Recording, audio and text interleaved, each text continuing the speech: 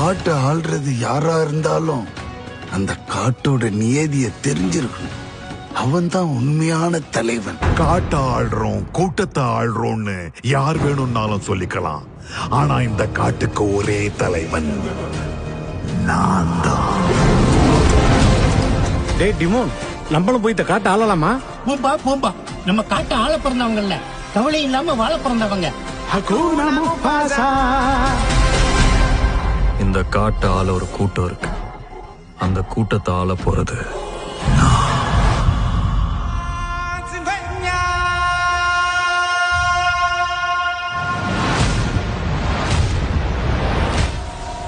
அவங்க தகுதிக்கு ஏத்த மாதிரி ஒரு பதவியை தேர்ந்தெடுக்கலாம்னு அவங்க நினைக்கலாம்.